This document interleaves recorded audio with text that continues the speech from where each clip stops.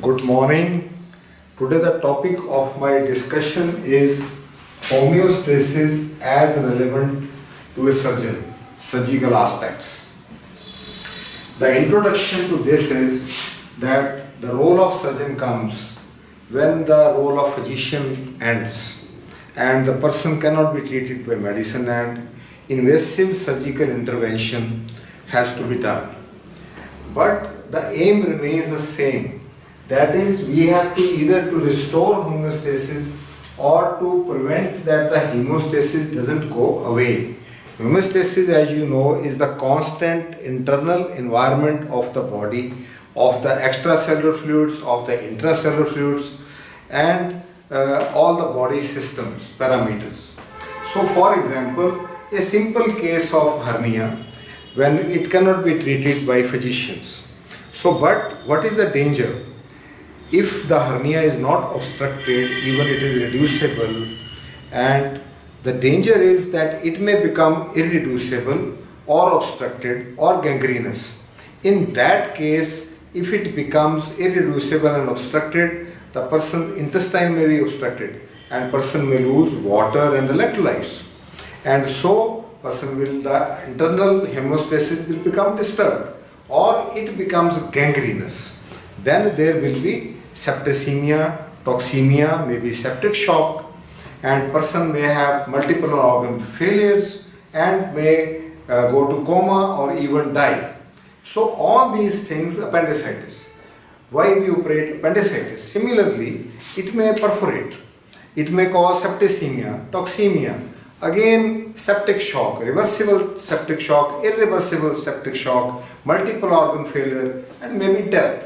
So all surgical interventions are meant to in any way maintain or prevent any disruption in homeostasis, that is the internal environment of the patient. For that I have some slogans for you, that consider all surgeons that they are physicians with fine hands. Every surgeon has to be a very good physician and has to have surgical skills. Number 2, we are targeting a patient, whole body of the patient, not just an organ which we are operating.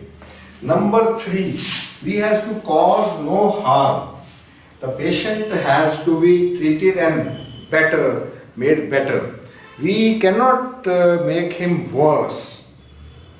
Our outcome that the patient walks home on his own legs with full consciousness, go back to the family and friends and to the work and sleeps and eats well. That is our target. Not only that one surgery of the brain or heart or lungs or any endocrinal organs or bone or any part is done. So ultimately we have to see that the patient goes home well in normal homeostatic state which remains maintained, and the surgery is like that, that we have various types of situations. One is elective surgery. Now elective surgery, that we can elect and select the patient where we fix the time and date of the surgery. So it is that some patient comes to us who is already fully investigated and all parameters normal, and we find that yes, the patient can be immediately taken up for surgery and fix a date and time and we can take up for surgery. The patient, second thing is the patient comes who we don't know is fit or not. Now, looking back to my experiences when I had Masters of Surgery in 83 January, that is around say 17 years and 23 years now, around 40 years after my Masters in Surgery, I have come across various occasions when the patient came very nice, young patient, looking absolutely healthy and smart. But on investigations and examination, something was found which made the patient either that the person does not need surgery. Even today I had 2 patients whom I told you do not need surgery. And he has something which he doesn't even know that he has a disease like that. For example, a patient came to me today and his sugar he didn't know was 435 milligram per cent. And similarly, I have had so many occasions when the patient came with pain abdomen, ultrasound showing he has got kidney stones, whereas the ECG done by us showed that he has acute myocardial infarction. Patient came with appendicitis, query appendicitis, and I found basal pneumonia in that. So this thing, I remember patient who came and for gallstone surgery with me, and patient I found that he has got a left ventricular failure, and although she was not dyspneic, she didn't have real symptom, but there was left ventricular failure. So these things are very common, which are comorbidities, and these have to be, person has to be properly inspected, examination, total thorough history taking and examination is very important. Then proper examination is very important, and proper investigation and documentation. Now in this modern era, we are not doing any surgery without proper documentation that this is a normal patient, and we have that rule that do not believe that the patient is normal, like a person is very influential leader, or a person is a rich person, and the person cannot be having, for example, suffering from HIV disease. So we have to investigate from every angle and demonstrate. Now you will say, why you think of HIV disease? HIV disease means patient can be prone to infections, and our hospital staff can be prone to infections. We have to take more precautions in that case for the patient and for the staff and the attendants. So this query fit. Then the patients which are high risk and unfit for the normal way, then we have to explain that either you have to be prepared, your blood pressure has to be controlled, sugar has to be controlled, you have to go for dialysis, you have to go for pacemaker, you have to take medicines for hypertension or for arrhythmias, your various parameters, whatever it is. That's a long thing I will take in another lecture.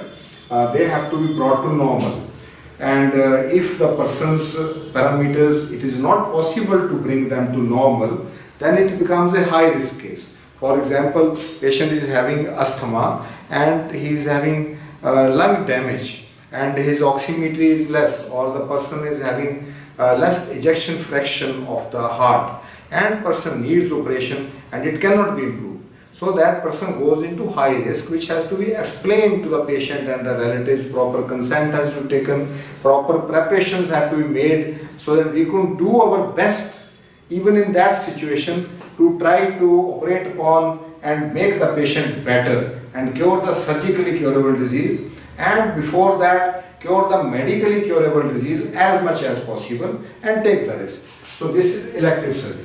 Now in case of emergency surgery, now emergency surgeries are various types, like acute abdomen, intestinal obstruction, appendicitis, a stone which has stuck, a road traffic accident, a suicide, a homicide, a war injuries, all these things become emergency surgeries. Now emergency surgeries are also very important to know that we have to investigate them, unless the patient is having the third type of surgery, which requires immediate intervention.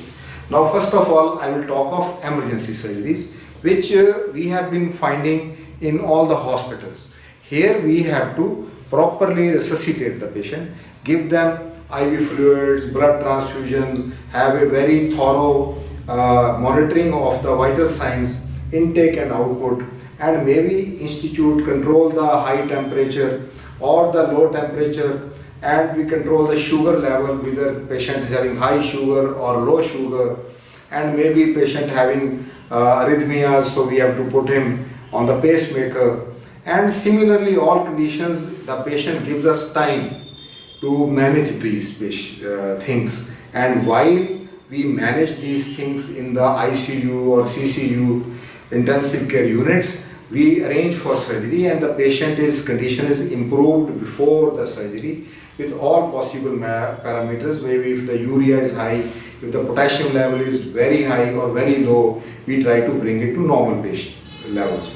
I have had patients who are having very hyperglycemic state, hypokalemic state, and similarly arrhythmias for which the pacemaker, temporary pacemaker was put in. Our patient is having asthma and we give nebulizing to the patient. So we take adequate precautions of improving the patients and arranging the teams of the specialists and equipment so that we can deal in the best way. But there is a situation which requires immediate surgical intervention. These are the situations, for example, respiratory obstruction, for example, due to a traumatic tension pneumothorax or spontaneous tension pneumothorax, a bulla of the lung has ruptured, or there is an injury to the bullet injury to the lung, or a knife injury to the accidental fall on something. That is again, so we have to inflate the lung, we have to insert the chest tube, or to do some thoracotomy. I have had patients even in India and abroad where we had to do urgent thoracotomy to stop bleeding and to restore the lung functions, and even the cardiac function like stab injuries where we have to calling pericardium and compressing the heart, where we have to release the tension of the blood in the pericardium and then suture the heart. So similarly, this has applicability in various things like internal bleeding or external bleeding due to trauma or spontaneous rupture of an aneurysm.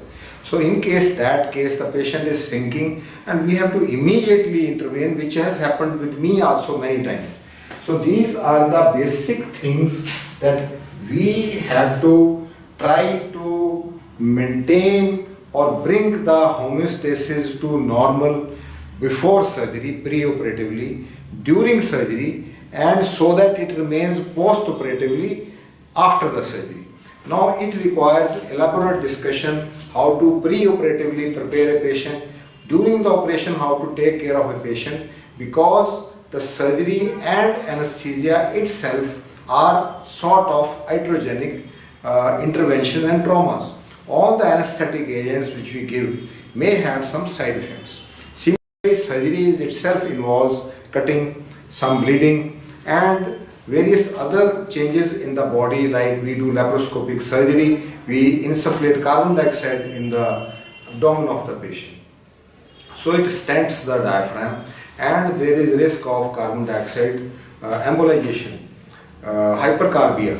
So these things have to be taken care of.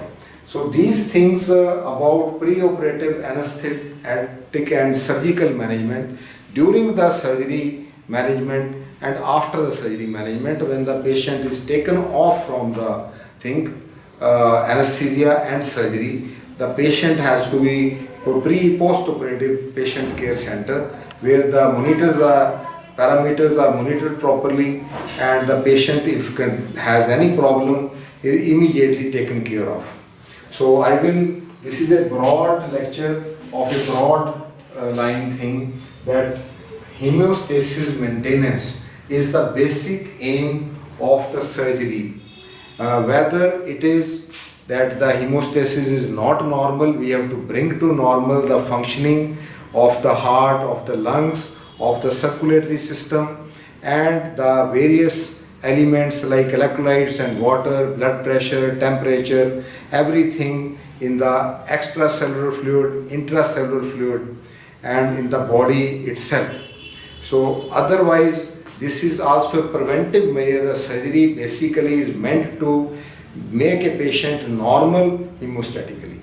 So if you like this lecture, please press the like button, give your comments below, subscribe to my channel so that it encourages me to deliver more talks to you, and thank you very much.